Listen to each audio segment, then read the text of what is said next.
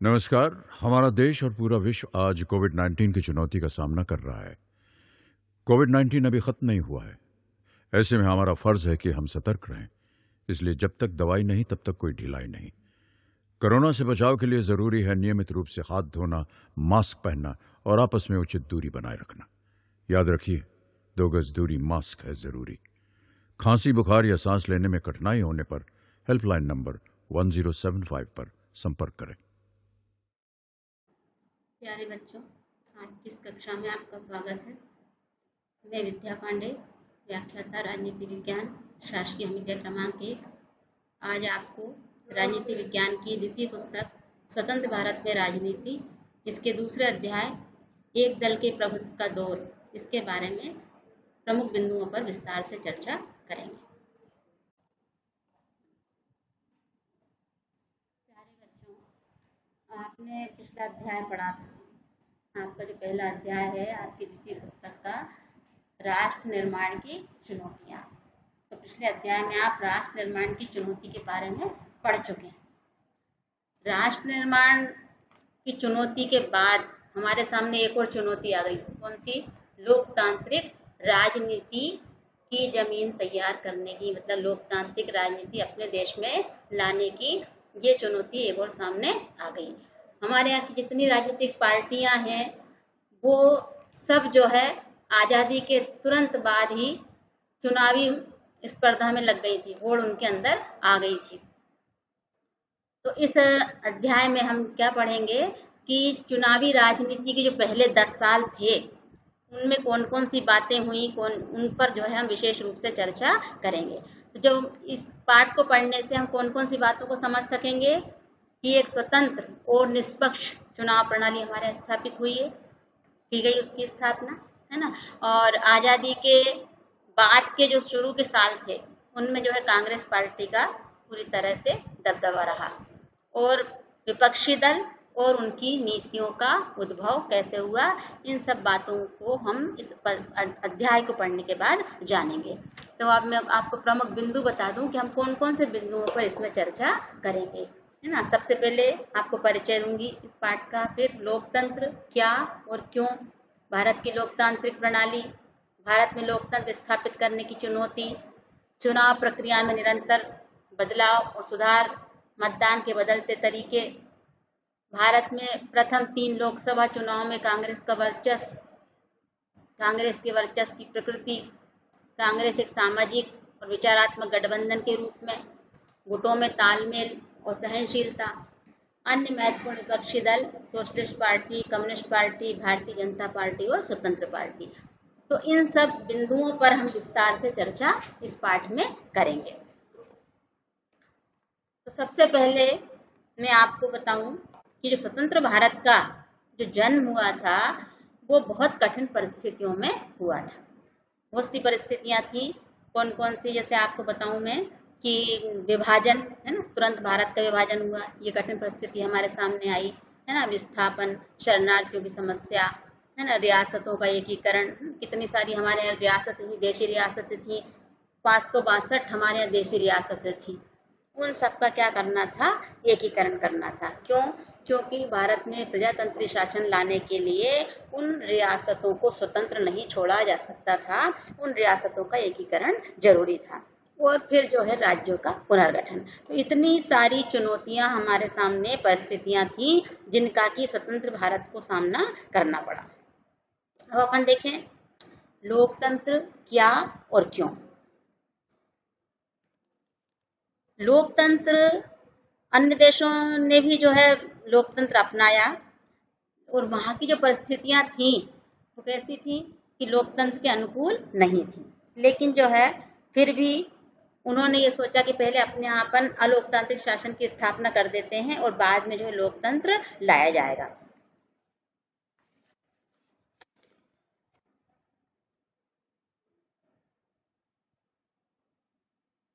अब हमारे यहाँ जो है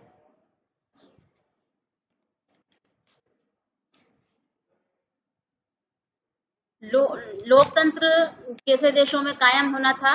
लोकतंत्र अधिकतर जो है धनी देशों में ही कायम हो सकता है।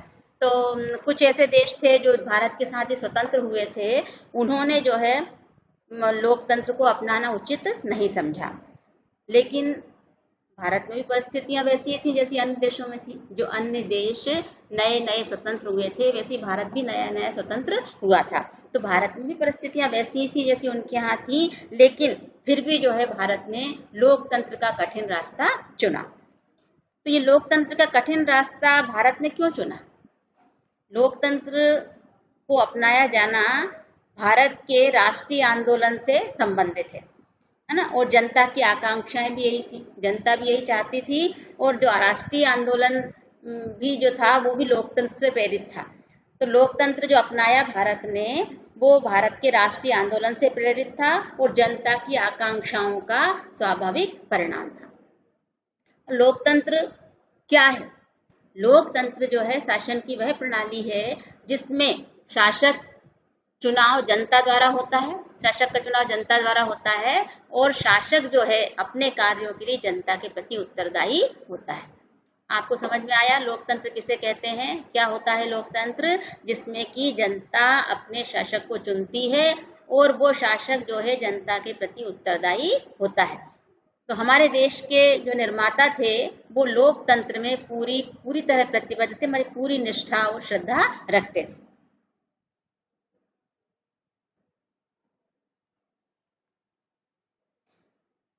अब क्या होता है कि किसी भी समाज में बहुत से सामूहिक हित होते हैं जो कि आपस में टकराते हैं। उन सामूहिक हितों की पूर्ति के लिए क्या जरूरी था? लोकतंत्र जरूरी था। बिना लोकतंत्र के जो है उन सामूहिक हितों की पूर्ति संभव नहीं थी।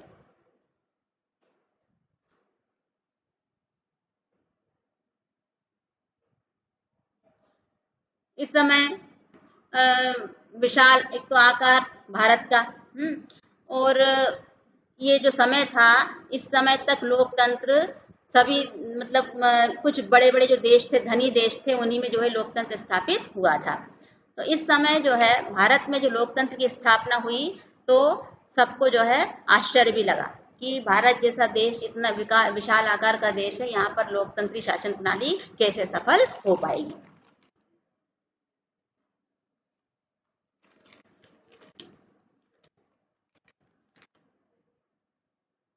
हमारे संविधान की जो प्रस्तावना है उसमें सबसे पहला वाक्य क्या है? हम भारत के लोग।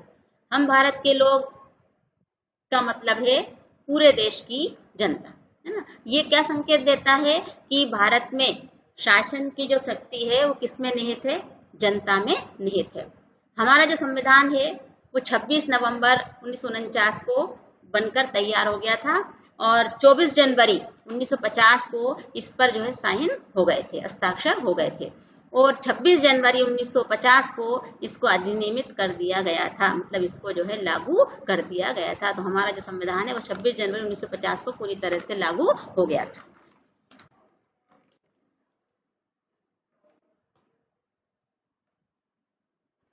संविधान में कुछ नियम तय कर दिए गए थे और उन नियमों पर अमल करने की जरूरत थी, मतलब कि उन नियमों के अनुसार ही अब पूरे शासन का संचालन होना था।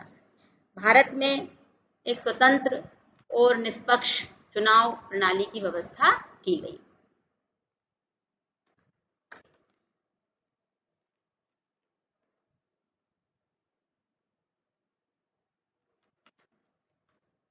अब हमारे जो भारत में जो है कौन सी प्रणाली अपनाई है लोकतंत्र की? लोकतंत्र की दो प्रणाली, एक अध्यक्षीय लोकतंत्र होता है, संसदीय लोकतंत्र होता है। तो हमारे यहाँ जो है संसदीय लोकतंत्र को अपनाया गया है, क्योंकि अध्यक्षीय लोकतंत्र की अपेक्षा संसदीय लोकतंत्र जो है ज्यादा जनता के प्रति उत्तरदायी होता है। तो हमारे यहाँ पर जो है भारत में शासन में संसदीय प्रणाली को अपनाया गया है। संसदीय शासन प्रणाली में जो कार्यपालिका होती है वो व्यवस्थापिका के प्रति उत्तरदायी होती है, इसलिए कभी भी जो है शासन निरंकुश नहीं हो सकता।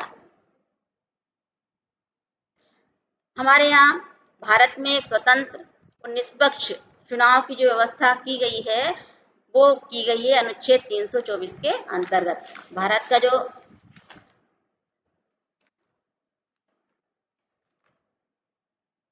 भारत के संविधान में 324 अनुच्छेद में ये बताया गया है कि निष्पक्ष चुनाव प्रणाली की स्थापना की जाएगी।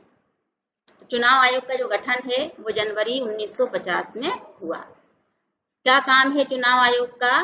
भारत में स्वतंत्र और निष्पक्ष चुनाव कराना था। अब अपन देखें चुनाव आयोग के कार्य।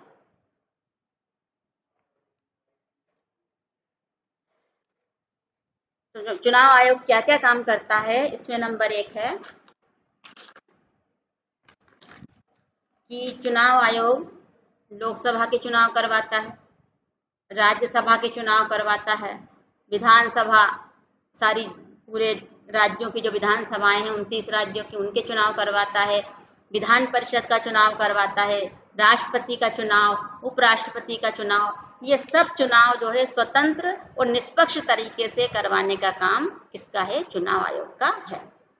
फिर जो है मतदाता सूचियां तैयार कराता है। मतदाता सूचियां तैयार करना कोई आसान काम नहीं है। मतदाता सूचियां तैयार करने में बहुत समय लगता है।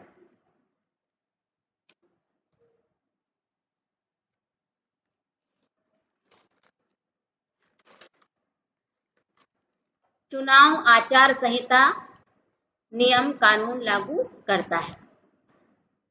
भारत का एक चुनाव आयोग का जो मुख्य होता है उसको कहते हैं मुख्य चुनाव आयुक्त। ये उसका मुख्य अधिकारी होता है। हमारे यहाँ जब सबसे पहले चुनाव आयोग बना तो उसके सबसे पहले जो चुनाव आयुक्त थे वो कौन थे? सुकुमार सेन। ये प्रश्न पूछा जा सकता है, आप लोग नोट करिए कि भारत के सबसे पहले चुनाव आयुक्त कौन थे। तो भारत के पहले चुनाव आयुक्त कौन थे? सुकुमार सेन।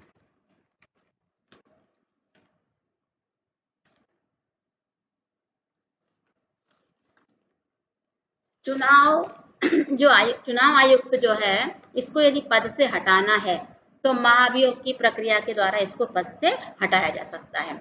महाभियोग की प्रक्रिया मैं आपको यहाँ संक्षेप में बता दूं कि महाभियोग किसी पर भी कब लगता है?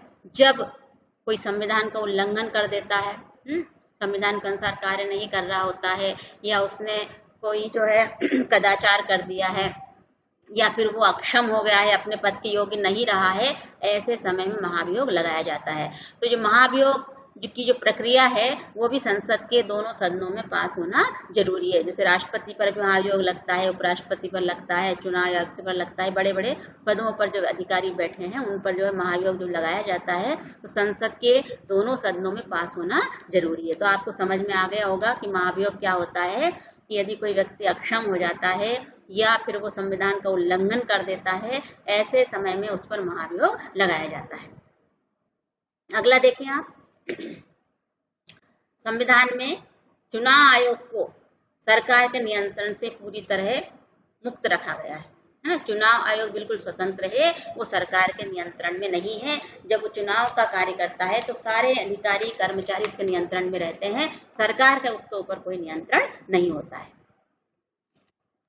अब हमारे यहाँ पर भारत में सार्वभौमिक वयस्क मताधिकार को अपनाया गया है और गुप्त मतदान की व्यवस्था की गई है। सार्वभौमिक वयस्क मताधिकार क्या होता है ये आपको वैसे पिछले उसमें आप लोग देख चुके हैं, पढ़ चुके हैं 11th में, लेकिन फिर भी आपको एक बार और बता दूं मैं कि सार्वभौमिक वयस्क मताधिकार का यह मतलब है कि हर 18 साल का व्यक्ति, चाहे वो किसी धर्म का हो, किसी जाति का हो, कोई भाषा बोलता हो, किसी क्षेत्र का हो, उसको जो है मत देने का अधिकार दिया गया है। और गुप्त मतदान प्रणाली है हमारे यहाँ पर, मतलब कोई व्यक्ति जब वोट देता है तो दूसरे को पता नहीं चल पाता है कि उसने किसको वोट दिया है। तो गुप्त मतदान की व्यवस्था की गई है।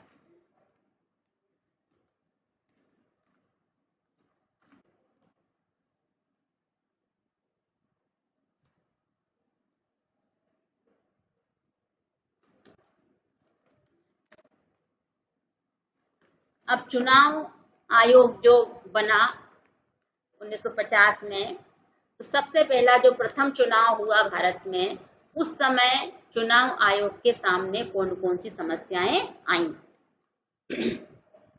क्योंकि पहले तो कभी अपने चुनाव हुए नहीं थे ना। सबसे पहला जब चुनाव हुआ तो समस्याएं, कोई काम जब पहली बार करते हैं तो समस्या कुछ ना कुछ तो आती है। तो वो समस्या कौन कौन सी आई हैं, तो सबसे पहला है भारत का आकार। इतना बड़ा भारत का क्षेत्रफल, इसमें जो है चुनाव, निष्पक्ष चुनाव कराना कोई आसान काम नहीं था ना। चुनाव क्षेत्रों का सीमांकन करना था। सीमांकन मतलब चुनाव क्षेत्र, कौन सा चुनाव क्षेत्र कहाँ तक होगा, ये सीमांकन कहलाता है। तो ये सीमांकन पहले तो कभी हुआ नहीं था, क्योंकि पहले हमारे यहाँ कभी चुनाव हुए ही नहीं थे।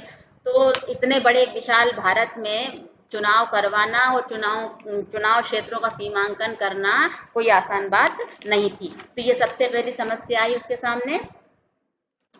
फिर मतदाता सूची बनाना। मतदाता सूची बनाने में चुनाव आयोग को बहुत परेशानियों का सामना करना पड़ा ना।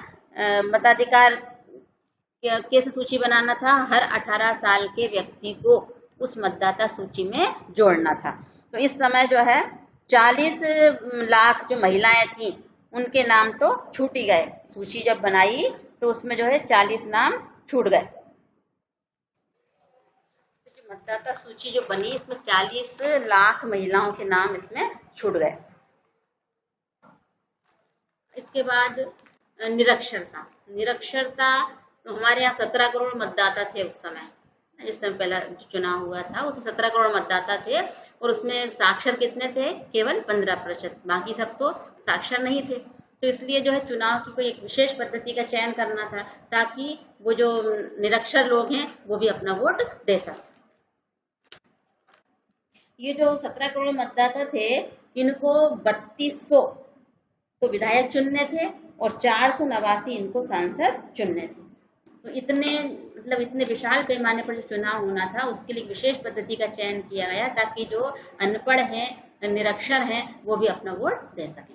अब मतदाता सूची में गलतियां।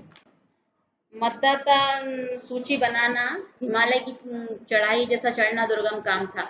इतने बड़े विशाल भारत में मतदाता सूची बनाना, हर 18 साल के व्यक्ति को उसमें जोड़ना, और फिर वो व्यक्ति निरक्षर, तो ऐसे में जो है बहुत कठिन काम था मतदाता सूची बनाना। तो इसमें मतदाता सूची में गलतियां भी हुई।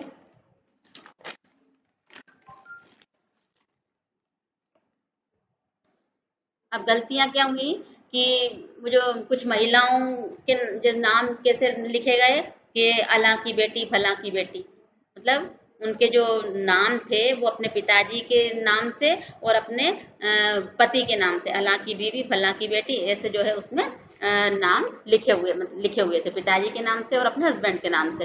तो चुनाव आयोग ने जो है इस सूची को निरस्त कर दिया, इस सूची को उन्होंने नहीं माना।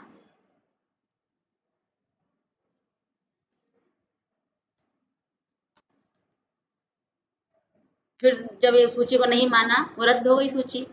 अब फिर सूची बनाना था, तो फिर दोबारा सूची बनाना कोई आसान है क्या, एक ही बार तो बड़ी मुश्किल में बनी थी। तो दोबारा जब वो बनाई तो उसमें जो है काफी समय लग गया। अगली समस्या क्या आई कि अधिकारी जो चुनाव कर्मी थे वो भी प्रशिक्षित नहीं थे, क्योंकि पहले तो कभी चुनाव हुआ नहीं था। तो कम से कम 3 लाख अधिकारी और 3 लाख जो है, मतलब ये सब मिलाकर अधिकारी का जो चुनाव कर्मी 3 लाख के लगभग जो है उनको पहले ट्रेनिंग दी गई, प्रशिक्षित किया गया, तब जाकर जो है प्रथम आम चुनाव हुआ था। आपने ये जब चुनाव होते हैं तो आपने देखी होंगे कुछ फोटो, सब आपकी किताब में, बुक में दिए हुए हैं कि मतदाता जो है कैसे वोट देते हैं, लाइन लगी रहती है ना, किस प्रकार वो जा रहे हैं वोट देने के लिए। आपकी किताब में फोटो दिए हुए हैं, वो आप देख सकते हैं।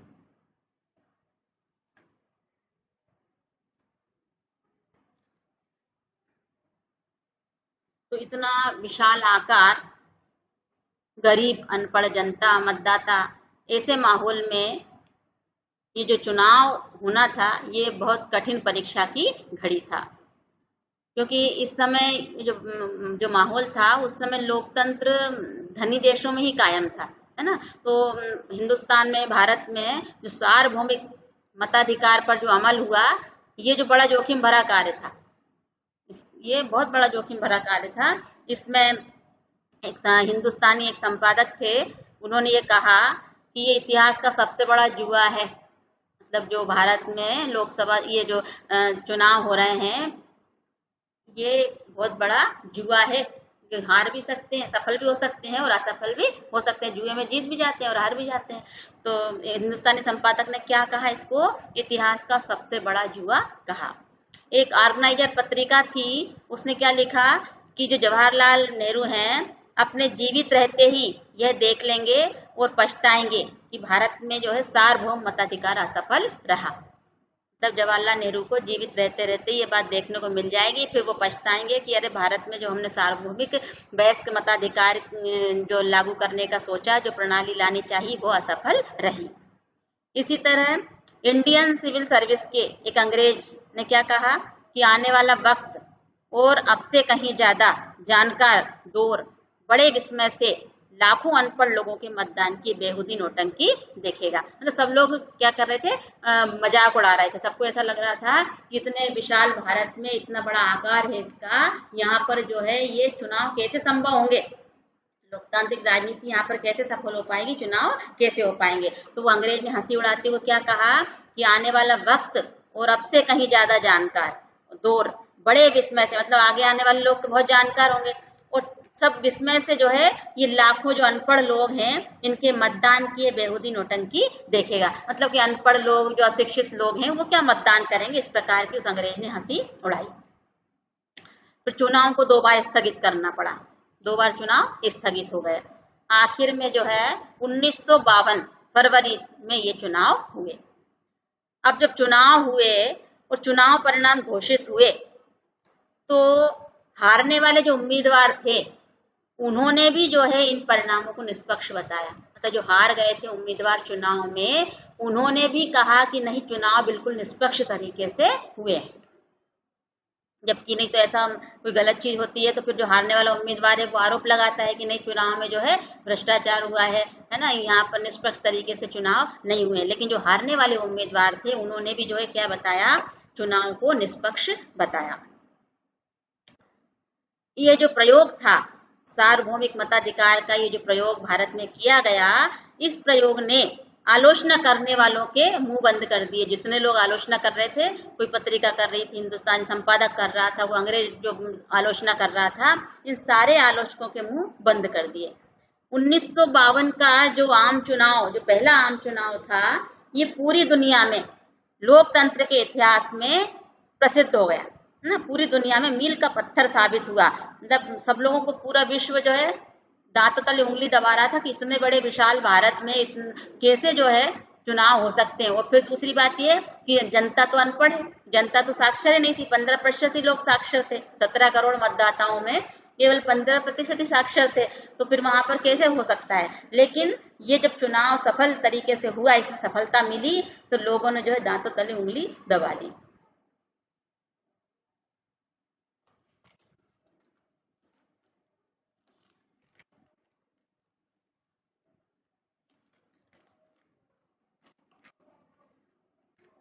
अब अपन देखेंगे प्रथम 3 लोकसभा चुनाव और कांग्रेस का वर्चस्व, है ना। 3 लोकसभा, एक 1952 का चुनाव, 1957 का चुनाव और 1967 का चुनाव। इन तीनों में जो है कांग्रेस पार्टी का ही वर्चस्व था, दबदबा था। तो इस बात को हम देखेंगे। तो सबसे पहले हम देखेंगे प्रथम आम चुनाव। प्रथम आम चुनाव, पहली लोकसभा के जो चुनाव थे वो अक्टूबर 1950 से फरवरी 1952 के बीच में हुए। इसमें लोकसभा को 489 सीटों में से 364 सीटें, कांग्रेस को 489 सीटों में से 364 सीटें प्राप्त हुई। यानी लोकसभा की कितनी सीटें थी, 489। इन सीटों में से 364 किसको मिली, कांग्रेस को मिली। तो सबसे ज्यादा सीट किसकी थी, कांग्रेस की थी। सबसे पहले नंबर पर कौन सी पार्टी आई, कांग्रेस पार्टी आई। फिर भारतीय कम्युनिस्ट पार्टी 16 सीटें प्राप्त कर दूसरे स्थान पर रही। मतलब कि 16 सीटें किसको मिली, भारतीय कम्युनिस्ट पार्टी को मिली। तो वो कौन से स्थान पर आई, दूसरे स्थान पर रही। तीसरी बड़ी पार्टी के रूप में आई समाजवादी पार्टी। इसको कितने स्थान मिले, 12 स्थान प्राप्त हुए। तो समाजवादी पार्टी तीसरे स्थान पर रही। इस चुनाव में 18,000 उम्मीदवार और 2,24,000 मतदाता थे।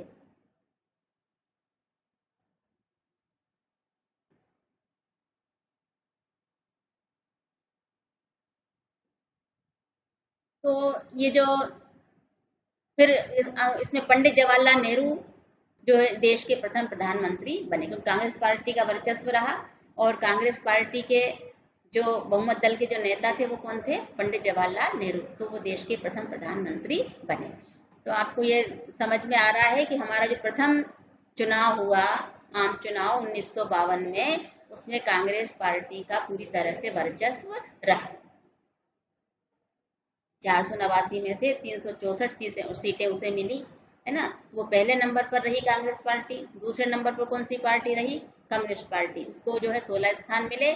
और तीसरे स्थान किसको मिला, समाजवादी पार्टी को मिला, जिसने की 12 सीटें प्राप्त की। और इसमें 18,000 उम्मीदवार थे और 2,24,000 मतदाता थे। और पंडित जवाहरलाल नेहरू बहुमत दल के नेता थे, इसलिए उनको प्रथम प्रधानमंत्री का पद मिला।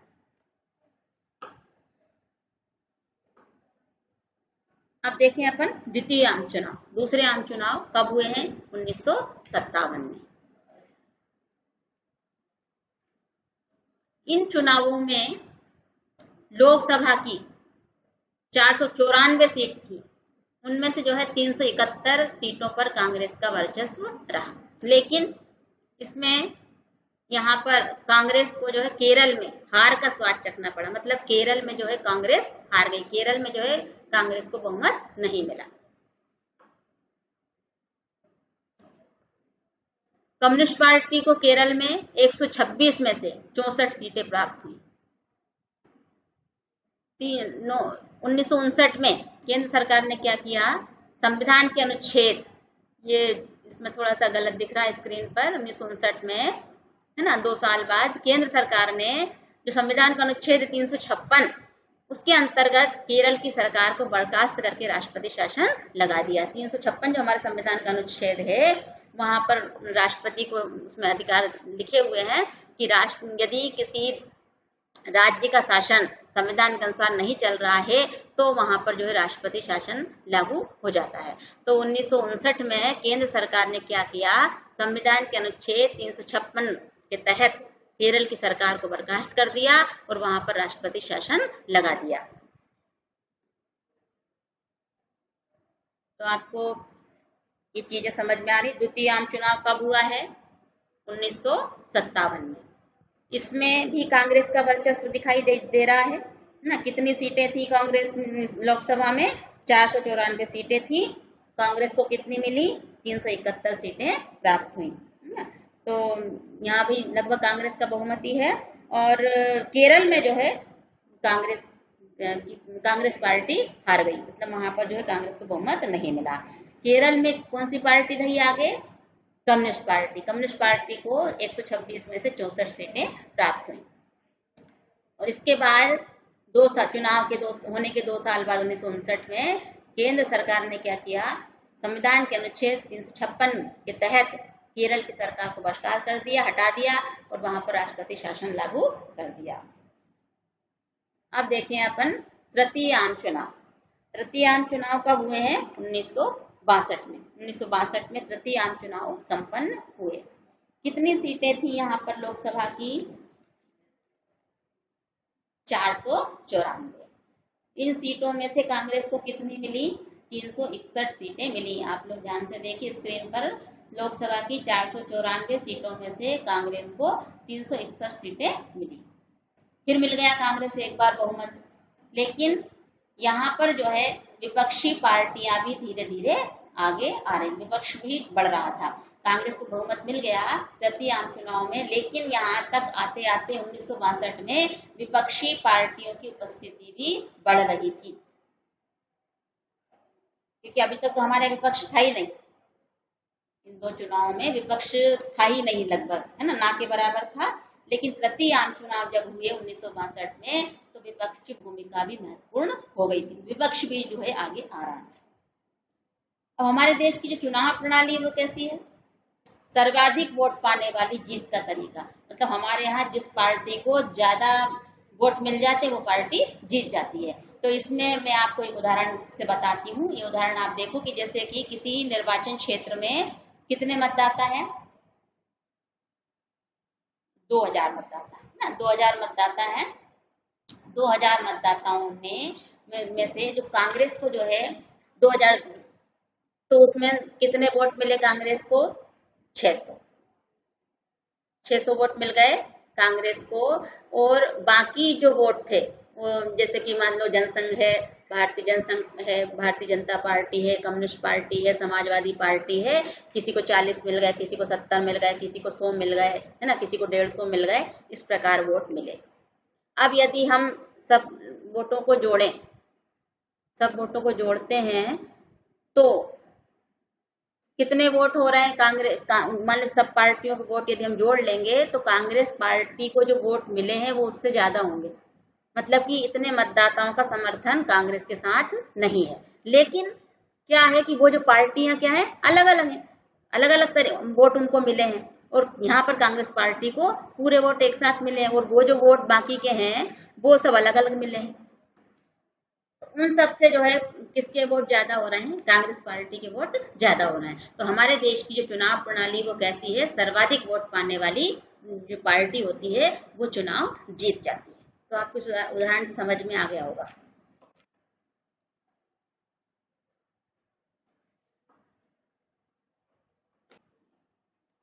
बच्चों आज के लिए इतना ही। इसके आगे का जो है वो हम अगली कक्षा में पढ़ेंगे। यदि कोई समस्या आती है तो आपने अपने विषय शिक्षक से पूछ सकते हैं। किशोर अवस्था संबंधित समस्याओं के परामर्श हेतु समर्पित उमंग किशोर हेल्पलाइन के टोल फ्री नंबर 144225 पर संपर्क करें।